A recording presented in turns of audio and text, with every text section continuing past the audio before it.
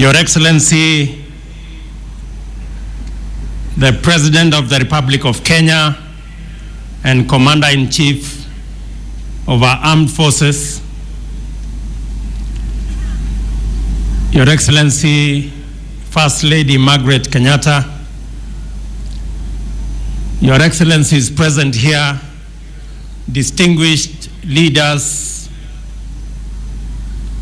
fellow Kenyans, let me join the Governor of Nairobi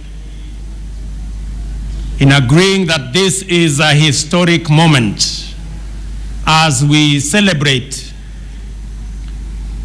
the men and women who, through their toil, sacrifice, and commitment, assembled us from villages, communities, and regions, and made us the Kenyan nation, which we are very proud to be. Your Excellency, we pay great tribute to the heroines and heroes of our nation, and we are indebted to them in many ways. Our debt to them will be paid when together, working as Kenyans, we can lay the foundation and create the opportunity for us to create the heroes of the future. Your Excellency, under your leadership, to prepare the generation that is present today to be heroes of the future and heroines of the future,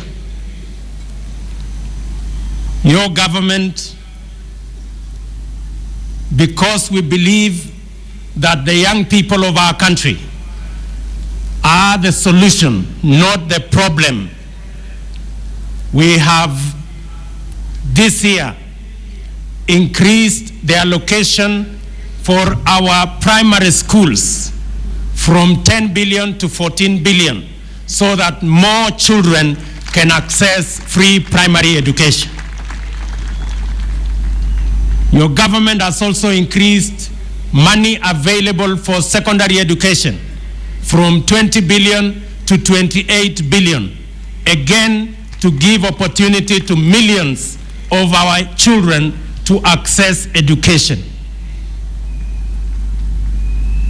Added on to that, beginning this year, the government has also made it possible that all children in Standard 8 and Form 4 will now sit for their examination without paying any examination fees, because the government has decided that going forward, all our children from all backgrounds, when they get to Standard 8 or Form 4, will do their exams so that we give equal opportunity to all our children and prepare them to be the heroes and heroines of the future. Mr. President, because we believe in the young people of this country and we want to harness their energy and talent and expertise and knowledge, last week, or more appropriately on the 7th of this month, because we want to create the necessary infrastructure to support the talent and energy and knowledge of our young people.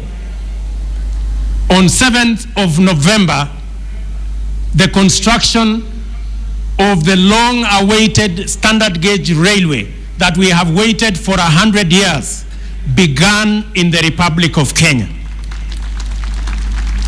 This week, contractors, engineers, surveyors were concluding engineering designs for the construction of the first 2,000 kilometers of road in our 10,000 kilometer road project that will connect farmers and their produce to markets, that will connect people to services, and that will connect products to markets, began this week. Your Excellency, this week as well, you launched the 140 megawatts in Olkaria as part of the government program to make sure that there is cheap energy, reliable energy that will serve as the engine for driving our economy and making Kenya a least cost destination for those looking for setting up industry and manufacturing. All this framework, Mr. President, is supposed to create the necessary environment for our young people from all walks of life to access jobs so that they can contribute their energy and their talent in creating the heroes of the future and the heroines of the future and making our country great. Mr. President, let me say this. In the last 1 year, under your command, our security sector today have taken charge of the security situation of our country, and we are beginning to see a stable, secure environment in our country. Let me also say that going into the future and looking at all the options that are available, we are now sure that we have built a firm foundation for us to drive the transformation under your leadership of our country. Let me make two last remarks. And that is, as we prepare the leadership of tomorrow,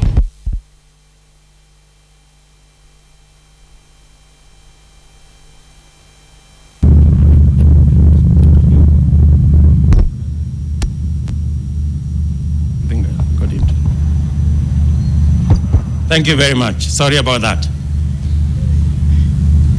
Mr. President, I was saying that to prepare for the leadership of tomorrow, those of us in the leadership of today must act transparently and in an accountable manner.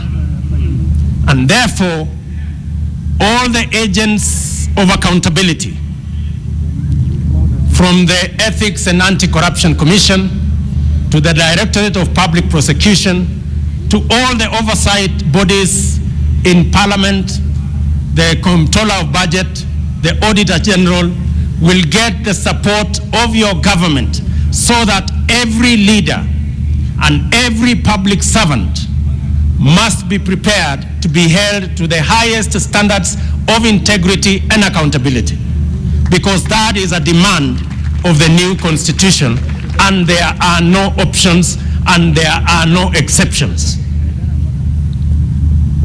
Let me conclude by saying, to be able to do what we have set out to do, all of us as Kenyans must work together. And because this is a season for examination, Mr. President, allow me to carry out a small exam. Wakenya mko? Mbona siwasikii? Wakenya mko? Wakenya mko? Nataka niwafanyie mtihani kidogo. Mko tayari? Mko tayari? Moja kuongeza moja ni ngapi? Ati ni ngapi? Mumenoa, sio mbili. Moja kuongeza moja ni zaidi ya mbili. Wacha niwaeleze sababu gani. I want to tell the people of Kenya that the President and I and many Kenyans believe that 1 + 1 is greater than 2, because we can achieve much more by working together than by working separately.